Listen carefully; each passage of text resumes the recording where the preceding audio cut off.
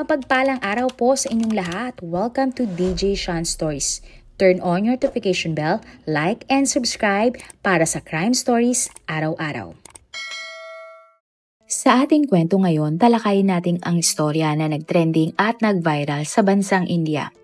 Ito nga ay naging isang malaking usap-usapan sa India dahil nga ang gumawa ng krimen ay isang babae, kung saan masayang nag-honeymoon nga ang bagong mag-asawa.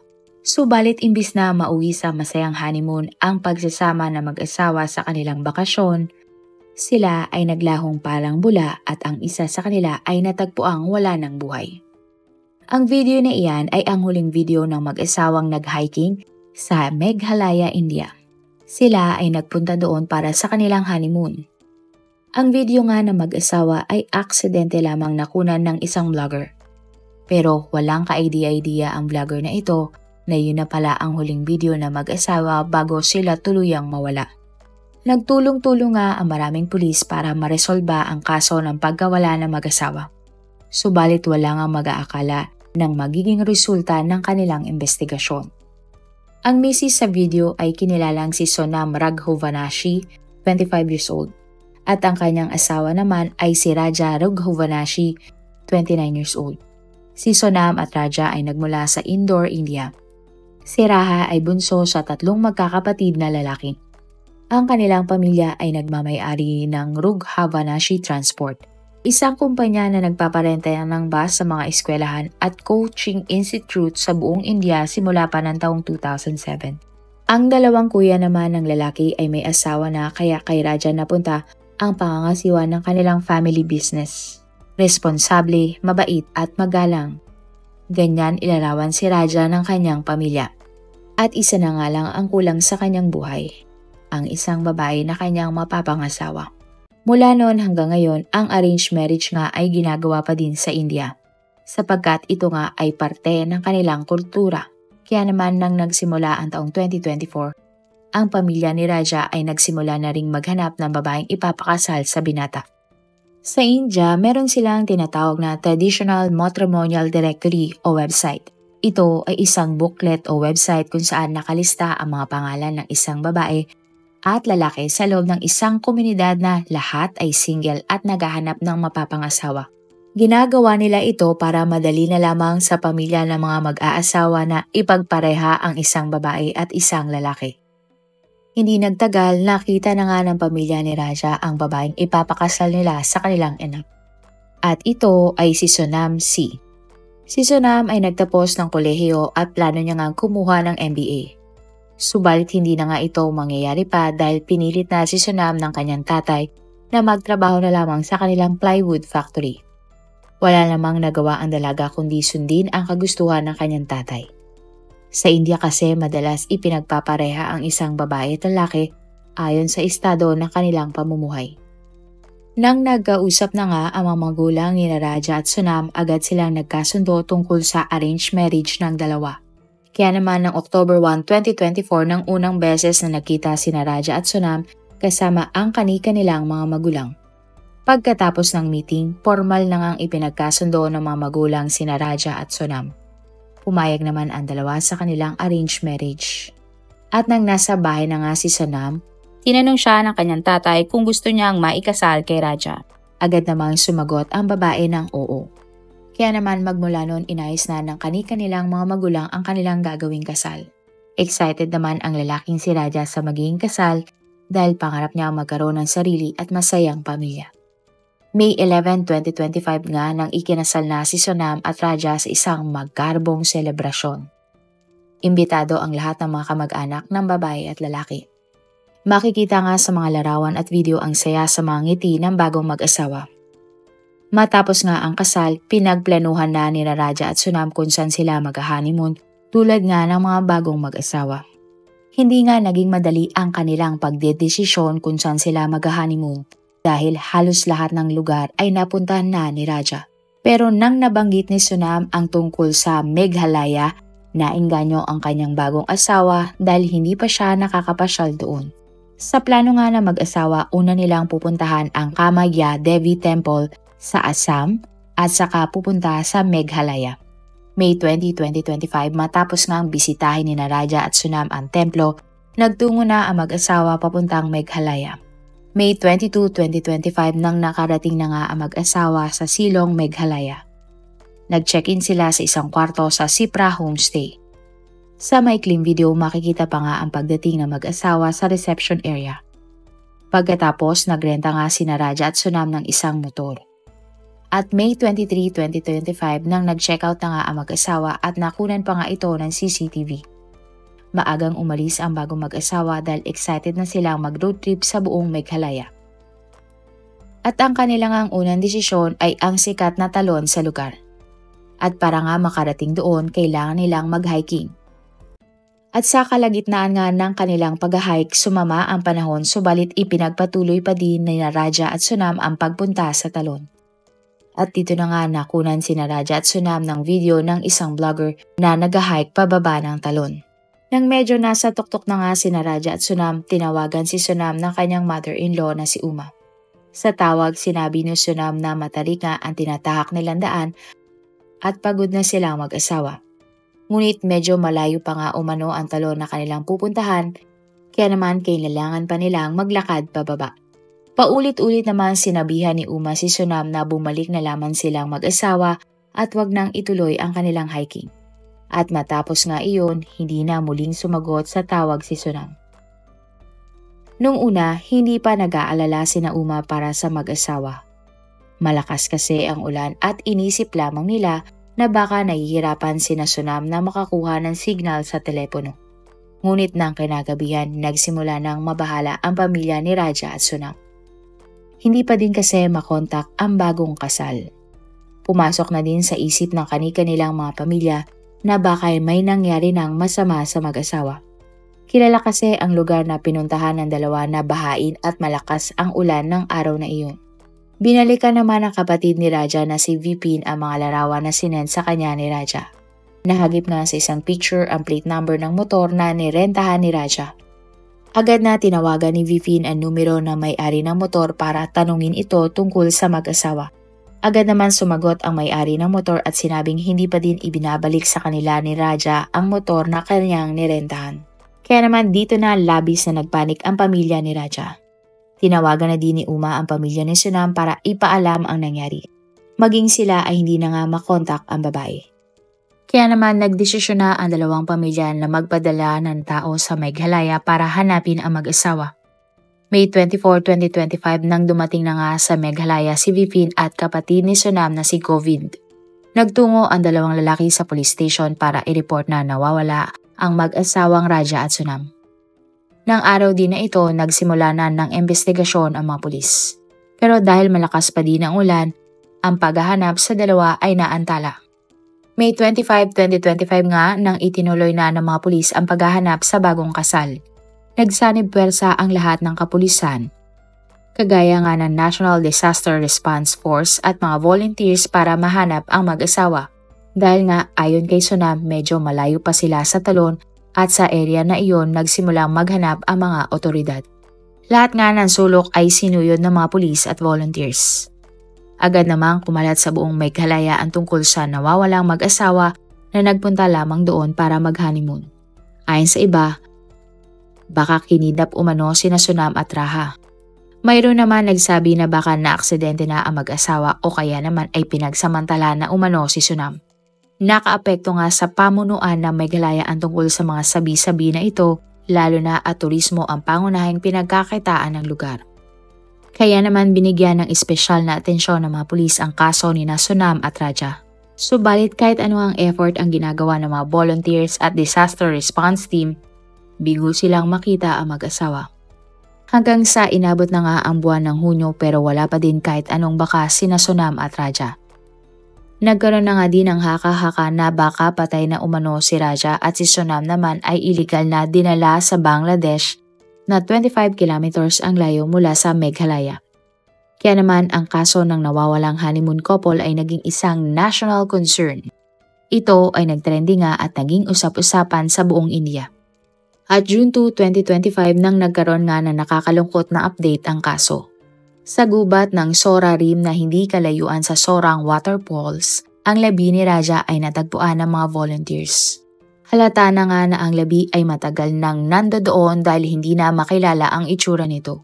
Suot pa nga na ang kanilang smartwatch na nagpapatunay na si Raja nga ang labi. May mga bagay din na nakita sa paligid ni Raja tulad ng patalim at kapote na may mga bakas ng dugo. Nakita din sa lugar ang puting t-shirt na suot ng lalaki at isang sirang LCD screen ng isang Vivo na cellphone. Hindi naman nahanap ng mga pulis si Sonam. At nang nalaman nga ito ng pamilya ni Raha, ustisya nga ang kanilang sigaw para sa sinapit ng lalaki. Nawawala na din kasi ang mga alahas na suot ni Raha na ang halaga ay 571 pesos. Ang katanungan naman ng lahat ay kung nasaan na nga ba si Sonam, ang asawa ni Raha. At dahil nga tutok na tutok ang buong India sa kasong ito, marami ang nalungkot sa nangyari kay Raha at nag-request nga ang kanyang pamilya na sana ay imbestigahan ng CBI ang kaso ng lalaki at ng kanyang asawa. Ang CBI ay katumbas sa atin ng NBI. Tumugon naman ang CBI na manguna sila sa investigasyon dahil din inutos na ito ng Prime Minister ng kanilang bansa. At ayon nga sa autopsy report, nagtamo si Raha ng mga saksak at tumama sa matigas na bagay ang kanyang ulo. At ito nga ang naging sanhi ng kanyang agarang pagkamatay. Isang malawakang search operation naman ang agad na isinagawa ng mga pulis. Gumamit pa nga ang mga pulis ng drones at sniffer dogs. At sa kalagitnaan nga ng paghahanap, isang witness ang lumutang na nagbigay ng pinaka-importanteng impormasyon. At ang lahat nga ay nagulat sa sinabi ng witness na ito. Pakilala nga ng witness, siya ay si Albert Eid na isang tour guide. Ayon kay Albert, May 22, nang inilibot niya ang mag-asawang Sonam at Raha sa magagandang lugar. Pero kinabukasan May 23, sinabihan umano siya ni Sonam na hindi na nila kailangan pa ng tour guide. At kinabukasan nga, nakita ni Albert sina Sonam at Raha na may kasamang 3 mga lalaki na nagsasalita ng Hindi. Sinabi ng witness na hindi niya naiintindihan ang pinag-uusapan ni Raha, Sonam at ng 3 lalaki dahil lokal na lengguwahe lamang ang kanyang naiintindihan. At dahil nga sa impormasyon na ito, nilaliman na ng mga pulis ang kanilang investigasyon at sinuyod ang mga CCTV camera malapit sa lugar. Sa lugar nga kung saan huling nakita ang dalawa, may napanood ang mga pulis na CCTV na nagpapakitang may kasama nga ang mag-asawa na 3 mga lalaki. Napanood din ng mga investigador na nagrenta din ang 3 mga lalaki ng isang motor. Hinanap ng mga pulis ang may-ari ng paupahang motor na nirentahan ng 3 mga lalaki. Ayon nga sa may-ari, may ID na ibinigay ang nagrenta at sa ID ay may number na nakalagay. Gamit ang kanilang intel, hinanap ng mga pulis ang may-ari ng number at kung sino nga ang huling kausap nito. At ang may-ari nga ng cellphone number ay kinilalang si Akash Rajput. Ang kanyang mga kasama ay kinilalang si Vishal Chauchan, Anand Kuri at ang lalaki na kinilalang si Rad Kushwaha na tawagin na lang nating Kurt. June 5, 2025 nang naaresto nga ng mga pulis si Akash Rajput habang pinaghahanap pa din ng mga pulis ang kanyang kasama. June 8, 2025 naman nang may isang babae na lumapit sa may-ari ng isang kainan sa Uttar Pradesh. Nakiusap ang babae sa may-ari ng kainan kung pwede ba siyang makitawag. Kaawa-awa nga ang itsura ng babae na tila ba madungis at madumi ang kasuotan. Ang babae ay walang iba nga kundi ang nawawalang si Sonam. Tinawagan ni Sonam ang kanyang kapatid na si Govind para siya ay tulungan. Gulat na gulat, subalit masaya si Govind na buhay pa ang kanyang kapatid. Agad namang sinabi ni Govind sa kanilang pamilya na buhay pa si Sonam. Nakiusap naman si Govind na kupkupin muna siya na may-ari ng kainan habang papunta siya sa lugar ng Uttar Pradesh. Tumawag na din ang lalaki sa mga pulis na naghahanap kay Sonam at sinabi nga ang lokasyon ng babae. At makalipas nga lamang ang 1 oras may dumating na ng mga pulis at dinala si Sonam sa ospital para i-check up. Si Sonam kasi ay may lagnat at masakit ang ulo. Binigyan naman siya ng gamot at pinagpahinga sa ospital. Samantala, ang natitira pang 3 sospek sa pagpatay kay Raha ay naaresto na nga ng mga otoridad. Magkakasamang ikinulong sina Akash, Anand, Vikal at Kurt sa isang kulungan. At sa police station sa Meghalaya, inamin ng 4 na mga sospek na ang mastermind sa pagpatay kay Raha ay ang mismong asawa nito na si Sonam. Nagulat nga ang mga kapulisan sa sinabi ng mga sospek. Subalit mas nagulat nga ang pamilya ni Raha at Sonam. Hindi kasi makapaniwala ang pamilya ni Sonam na kayang gawin ng babae ang krimen. Mabait daw kasi si Sonam at hindi kailanman nadawit sa kahit anong gulo. At ang suspect nga na si Kurt ay may inamin din sa mga pulis. Ayon kay Kurt, 3 taon na ang nakakalipas nang nagtrabaho siya sa kumpanya ni Sonam. Naging malapit nga sina Kurt at Sonam hanggang sa naging magkarelasyon na ang dalawa. Pero inilihim ng dalawa ang kanilang bawal na relasyon. At kahit nga ikakasal na noon si Sonam kay Raha, patuloy pa din nagkikita at magkarelasyon pa rin sila ni Kurt. At nang nalaman nga ni Sonam na ipapakasal na siya ng kanyang pamilya kay Raha, humingi ng tulong ang babae para tapusin ang buhay ni Raha. At dito na nga niya kinontak ang 3 niyang kaibigan na sina Akash, Anad at Vitkal para isagawa ang planong pagpatay kay Raha. Nangako naman si Sonam sa kanyang mga kaibigan na babayaran niya ito ng 10,000 pesos bawat isa at bibigyan niya pa ng trabaho sa kanilang kumpanya kapag nagawa nila ng tama ang kanilang trabaho. Kaya naman agad na pumayag sina Akash, Anad at Vikal sa plano ni Sonam. Kasabay nga ng pag-alis ni Sonam at Raha papunta sa Meghalaya, nagpunta na din doon sina Akash, Anid at Vikal. Hindi na nga sumama pa si Kurt sa kanila dahil baka may maghinala kung siya ay aalis at kasama niya ang kanyang mga kaibigan. Binigyan ni Kurt ang kapwa niya 3 suspect ng pera, pangrenta nila ng kwarto, pangrenta ng motor at panggastos na pagkain. Kasama nga din sa plano ni Sonam, ipinadala niya sa asawa niyang si Raha ang mamahalin nitong alahas para kunwari sila ay magpipicture suot ang alahas. Pero ang katotohanan, gusto lamang ni Sonam na nakawin ang mga alahas ng kanyang bagong asawa na nagkakahalaga naman ng 571,000 pesos. Nang araw nga ng krimen, sinundan na nina Akash, Anad at Vikal sina Sonam at Raha kung saan man sila magpupunta na tila parang turista din. At dahil nga dito, naging pamilyar na si Raha sa 3 mga lalaki. At para nga hindi maghinala si Raha sa 3 mga sospek, kinaibigan siya ng mga sospek. Sumama din ang 3 sospek sa hike ni Raha papunta sa sikat na talon. At dito na nga nakuna ng isang vlogger ang mag-asawang paakyat ng talon. Nahagip din pala sa kamera ang 3 sospek sa krimen. At habang naglalakad, nag-uusap nga ang mga sospek at ang biktima. At nang lumakas na nga ang ulan at dumilim na sa bangin, bigla na lamang naglabas ng patalim si Vikhal. Agad niya sinaksak si Raha at labis na ikinagulat ito ng lalaki. At habang nakatingin naman si Raha sa kanyang asawang si Sonam, bigla na lamang siyang itinulak ng kanyang asawa pababa sa bangin. Mataas nga ang pinaghulugan ni Raha at agad namang sumunod ang 3 sospek para babain ang bangin.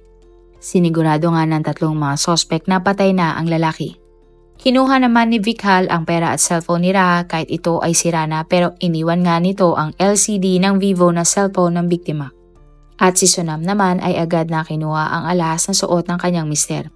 Pagkatapos noon sabay-sabay nang tumakas ang 4 na mga sospek at iniwan ang labi ni Raha sa bangin.